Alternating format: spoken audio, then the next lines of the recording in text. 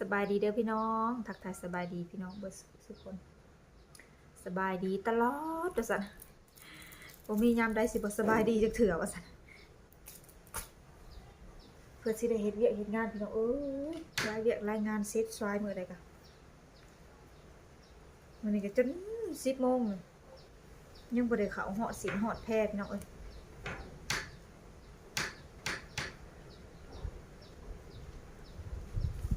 ออกมาแต่หัวแต่สวนแล้วก็เนื้อมะขาม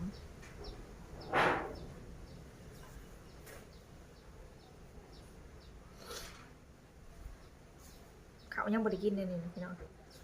น้องไม้ก็บ่เคยกินข้าวเช้าเนี่ยนะ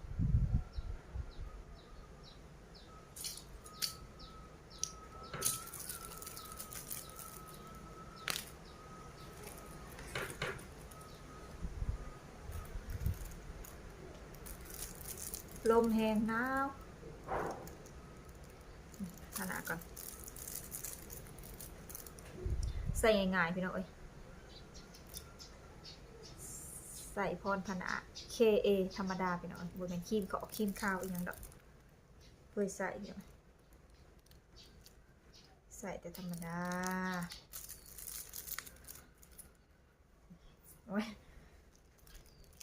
เคยใส่ดอกของขาวๆ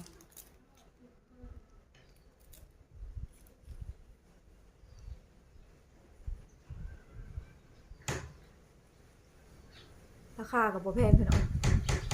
ซองละ15 บาท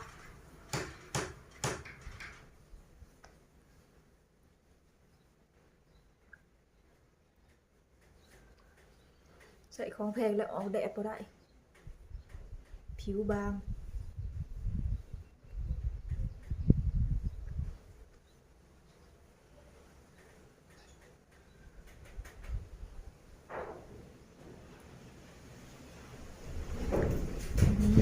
ดม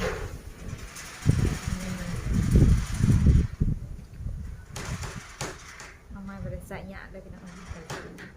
กันแดดก็บ่ได้ใส่เพราะว่าบ่เคยใส่นะ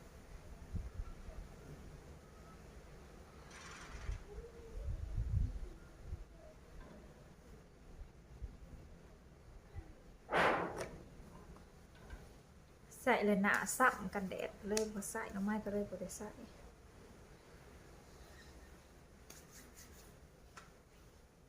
บ่ถือกับกันแดดพี่น้อง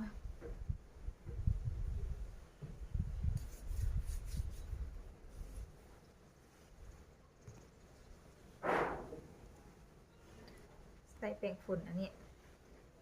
โคโดโม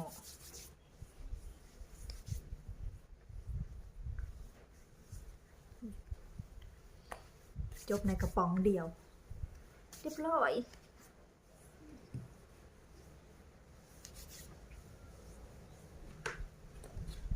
ทาปากวัสลีนกันแตก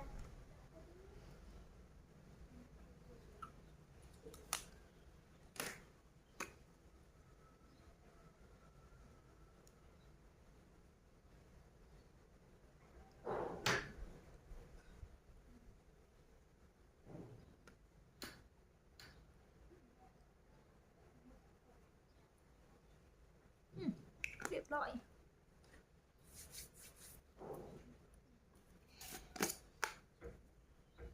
นี่น้ำมันหมา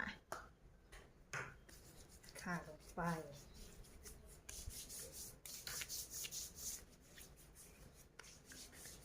ไปใส่ของแพงดอกนะนี่กะ50 บาทหอม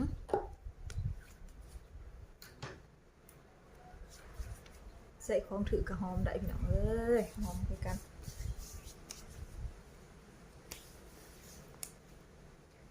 ใส่ของแพงๆมากะสู่แดดสู่ลมคือวันนอกเฮานี่ก็บ่ได้คือเก่าแล้วนะเฮาก็สิมาแกะลองเฮาก็สิมาแกะว่าเฮาสั่งอีหยังมาสั่งสูตรพี่น้องของไว้ใส่ออกงานมาสั่นนี่สมราคาอยู่พี่น้องแพงอยู่นะ แพงอยู่แต่ก็งามสมอยู่นี่สั่งมีไซส์แขนนี่ไซส์แขน1 อันแล้วก็ตุ่มหู1 อันแล้วก็สิเป็นสร้อยสั่งมาไว้เธอได้ใส่อันงานดองร้านชายพี่น้องเอ้ยร้านชายวาซิมาอันเห็นงานแต่งมาสัตว์เห็นงานดองร้านชายน้องไม้ร้านคิงๆนี่แหละพี่น้องเอ้ยลูกเอ้ยน้องไม้หาสูตรไปเด้อว่าสัตว์บอกนะสาวหาสูตรพี่น้องหาอันสินไหมเสือไหมงามๆนงว่าสัตว์ก็สิพากันตัดใส่ระบาดนี่พี่น้องเอ้ยนี่เฮาก็มาสั่งสูตรเอกันก่อนทีละอย่างพี่น้องเอ้ยสั่งมาพร้อมกันกะเป็นเงินหลายใส่งบหลายเขาก็เลยสั่งมาทีละอันพี่น้องนะเขาก็มาลองดูเป็นจังได้มาลองใส่บนดู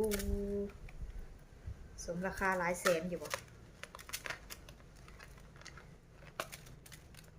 ก็มันสิถือปันใดได้พี่น้องเอ้ยนี่ก็ได้ไม่น้อยนี่ก็ได้คันสิไปสั่งทองคำมาใส่กันเงินบ่พอพี่น้องเอ้ยเงินบ่จุกก็ต้องใส่มันดอกแพงก็ดอกบาทหนึ่งเท่าไรหมื่นเนาะเสียดายเงินมีเงินเท่าไรหมื่นกับไปเฮ็ดแนวใหม่พี่น้องซื้อคำเสียน้อยมาใส่กับบ่ไหว้ดอกธุรกิจของมื้อนี้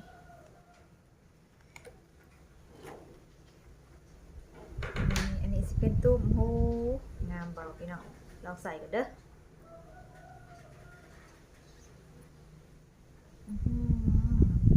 งามหลาย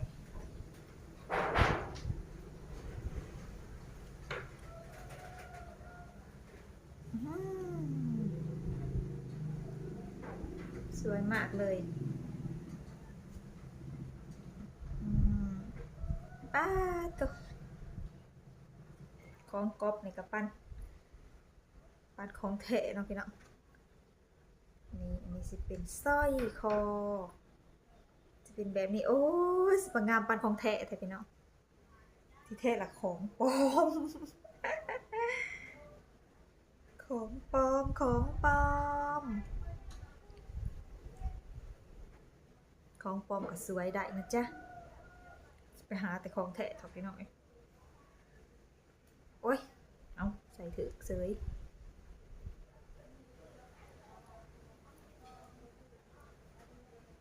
คู่มือนี่สิใ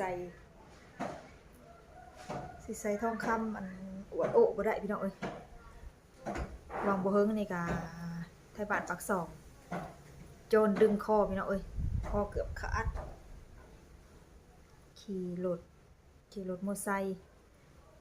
การไปงานแหละคนดึงสายคอจนว่าบาดพี่น้องใส่ของแก่จังซี่แหละทั้งหมดมีโจรปุ่นโจรยังก็เฮาก็สิบ่ได้เสียดายปานใดหันนะพี่น้องเพราะว่าราคามันบ่พอ10,000 บาทเพราะว่ามันของปลอมของเรามันของเก๋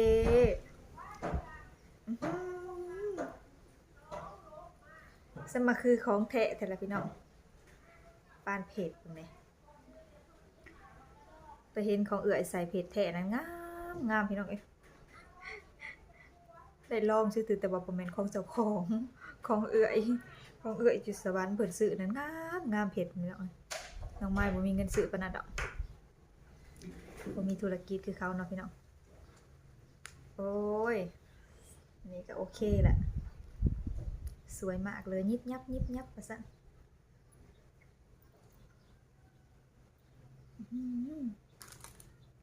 นี่สายแขนลูกคืออยู่บนหอ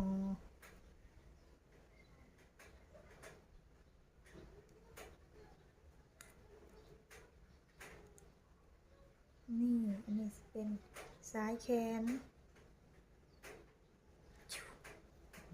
งามเด้งามอยู่นะพี่น้องโอ้ยใส่กับเป็นมาเนี่ยจะมีทีเกาะของมัน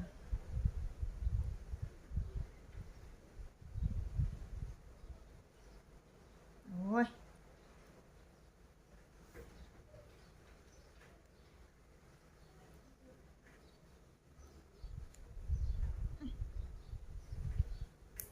นี่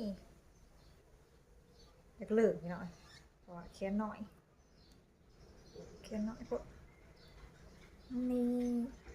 มันจะเป็นชุดแบบนี้เลย สวยมาก งาม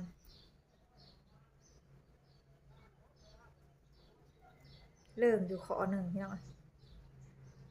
ก็แม่ได้ตัดอีกขอหนึ่งไปจ้างร้านอันเสื่อมเงินกันเลยที่เขาเจ้าอันเฮ็ดเงินอันนี้นะให้เขาเจ้าตัดให้ก็ได้อยู่